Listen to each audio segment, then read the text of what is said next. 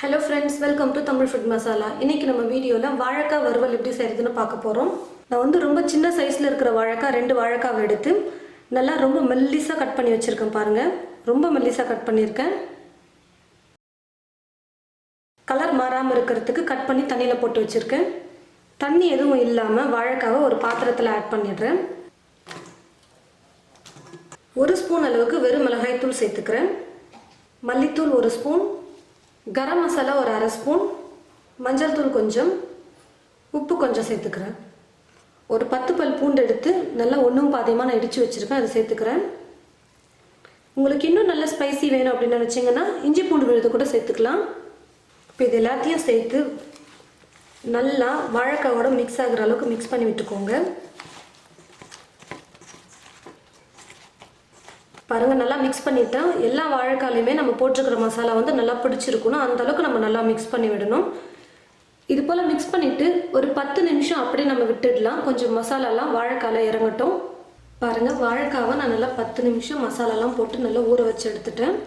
ஸ்டவ்வை பற்ற வச்சுட்டு ஸ்டவ் மேலே ஒரு கடாய் வச்சுட்டேன். கடாய் நல்லா சூடு ஏறிடுச்சு. இப்போ எண்ணெய் சேர்த்துக்கிறேன். ஒரு 4 ஸ்பூன் அளவுக்கு நான் வந்து எண்ணெய் சேர்த்துக்கிறேன். எண்ணெய் சேர்த்ததுமே ஒரு சிட்டிகை அளவுக்கு பெருங்காயம் சேர்த்துக்கிறேன். கொஞ்சம் கருவேப்பிலை சேர்த்துடுறேன். எடுத்து வச்சிருக்கிற வாழைக்காவையும் எண்ணெயில் போட்டுடலாம். நம்ம உப்பு போட்டு மிக்ஸ் பண்ணதுனால கொஞ்சம் தண்ணி விட்ட மாதிரி தான் இருக்கும் வாழைக்காய். அதனால நமக்கு எக்ஸ்ட்ராலாம் தண்ணி எதுவும் சேர்க்க வேண்டாம். எண்ணெயிலே தான் நம்ம நல்லா வறுத்து எடுக்க போகிறோம். கொஞ்சம் எக்ஸ்ட்ரா பாத்திரத்தில் இருக்கிற மசாலாவையும் சேர்த்துடலாம். ரொம்ப திருப்பி திருப்பி கொடுக்காம கொஞ்சம் அப்பப்போ லைட்டாக நம்ம திருப்பி கொடுக்கலாம். நம்ம ரொம்ப மெல்லிஸாக கட் பண்ணியிருக்கிறதுனால வாழைக்காய் அப்புறம் கட் ஆகிடும். லைட்டாக நம்ம அப்பப்போ திருப்பி கொடுத்து மிதமான தீயை வச்சு நம்ம நல்லா குக் பண்ணோம்னா நல்லா மொறுன்னு நல்லா வறுவல் சூப்பராக வரும். ஸ்டவ் வந்து ஃபுல்லாக வைக்காமல் மீடியம் ஃப்ளேமில் வச்சுட்டு நம்ம குக் பண்ணிக்கலாம்.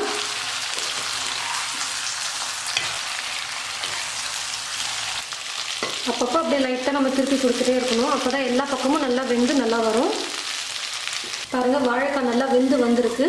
குறைஞ்சது நம்ம ஒரு 15லிருந்து 20 நிமிஷமாவது நம்ம குக் பண்ணணும். அப்போ தான் வாழைக்காய் வந்து நல்லா வெந்து வரும். சரியாக ஒரு 15 நிமிஷம் குக் பண்ணுங்கள். அதுக்கப்புறமா சும்மா ஒரு லைட்டாக ஒரு துண்டு வாழைக்காய் எடுத்து சாப்பிட்டு பாருங்கள், வெந்திருக்கான்னு தெரியும். வேகலைன்னா எக்ஸ்ட்ரா ஒரு 5 நிமிஷம் நம்ம குக் பண்ணிக்கலாம். வாழைக்காய் எல்லாம் நல்லா வெந்து வந்திருக்கு. இப்போ நான் ஸ்டவ் ஆஃப் பண்ணிடுறேன். வாழைக்காய் வறுவல் வந்து நம்ம ரெடி பண்ணிட்டோம். ரொம்பவே சிம்பிள் தான் இதை செய்கிறது. நம்ம எக்ஸ்ட்ரா எதுவுமே பண்ணலை. வாழைக்காவை நறுக்கி நம்ம மசாலாலாம் மிக்ஸ் பண்ணி நம்ம எண்ணெயில் போட்டு நல்லா ஃப்ரை பண்ணி எடுத்துட்டோம். ரொம்ப ஈஸியான ஒரு ரெசிபி. கண்டிப்பாக எல்லாரும் இதை செய்யலாம். ரொம்பவே டேஸ்டியாகவும் இருக்கும். முக்கியமாக சாம்பார் சாதம், ரச சாதம், தயிர் சாதம், லெமன் சாதம், இந்த மாதிரி வெரைட்டி ரைஸ் எல்லாத்துக்கும் இந்த வாழைக்காய் வறுவல் வந்து ரொம்பவே சூப்பராக இருக்கும். கண்டிப்பாக ட்ரை பண்ணி பாருங்கள். ட்ரை பண்ணி பார்த்துட்டு எப்படி இருக்குன்னு மறக்காமல் கமெண்ட் பாக்ஸில் வந்து கமெண்ட் பண்ணுங்கள்.